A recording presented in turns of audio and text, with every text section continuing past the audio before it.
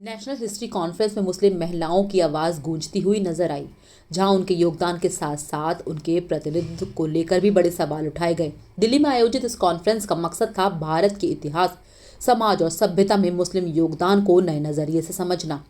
इस मंच पर देश भर से आए विशेषज्ञ और वक्ताओं ने अपने विचार रखे। कॉन्फ्रेंस के सेशन में खासतौर पर मुस्लिम महिलाओं पर फोकस किया गया, जहां इतिहास से लेकर वर्तमान तक उनकी भूमिका पर विस्तार से चर्चा हुई। इस दौरान रज़िया सुल्ताना नूरजहां और जहां आरा बेगम जैसी ऐतिहासिक शख्सियतों को याद किया गया, जिन्होंने अपने समय में सत्ता और समाज दोनों पर गहरा प्रभाव छोड़ा। वहीं मौजूदा दौर में मुस्लिम महिलाओं के योगदान को स्वीकार तो किया गया, लेकिन राजनीति में उनकी कम भागीदारी को लेकर चिंता भी सामने आई। इस मुद्दे पर महाराष्ट्र की विधायक सना मलिक ने कहा कि आज के समय में महिलाओं की राजनीतिक भागीदारी बढ़ाना बेहद ज़रूरी है।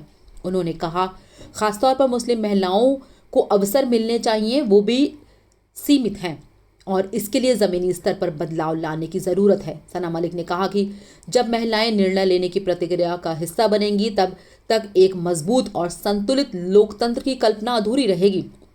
इसके साथ ही यह सवाल भी उठा कि क्या मुस्लिम महिलाओं के मुद्दों को सिर्फ राजनीति तक सीमित कर दिया गया है, या फिर उनके असली मुद्दे शिक्षा, रोजगार, बराबरी का अवसर अब भी पीछे छूट रहे हैं।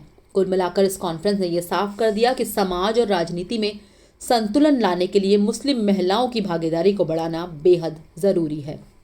रोल ऑफ मुस्लिम वुमेन्स का जो है राजनीति में किस तरीके से देखा जा रहा है, और अब वुमेन रिजर्वेशन बिल भी पास किया जाएगा संसद में, क्या कहेंगे? देखिए, हम देख रहे हैं कि मुस्लिम रिजर्वेशंस, मुस्लिम वुमेन्स जो है कितना एक्टिवली लोकल बॉडी इलेक्शन में अब की हमने जो लास्ट 2-3 साल देखे हैं, जिस तरीके से उनका आज पार्टिसिपेशन है।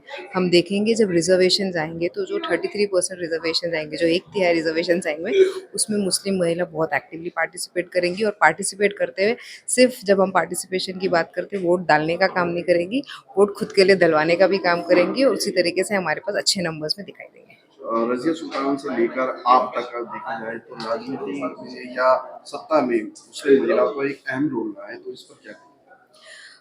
क्योंकि हम खुद एक माइनॉरिटी में मेजॉरिटी हैं, एंड जब वो मेजॉरिटी की बात होती है तो 50% मुस्लिम महिलाएं होती है।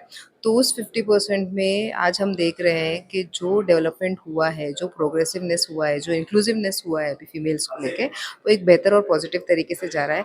जो कल्चरल गैप क्रिएट किया गया था, वो धीरे धीरे कल्चरल गैप खत्म हो रहा है। जिस तरीके से इस्लाम ने हमें आगे बढ़ने को सिखाया था, जिस तरीके से इस्लाम महिलाओं को भी एक इंक्लूसिवनेस में रखता है, प्रोग्रेसिव तरीके से रखता है, और बहुत सारे हिस्टोरियंस की हमने आज इधर बात की, तो वो सभी चीज़ों पे हम देखेंगे कि जो एक कल्चरल गैप क्रिएट किया गया था वो चेंज हो रहा है, और आने वाले दिनों में हम देखेंगे वो वाला एरा फिर से आएगा।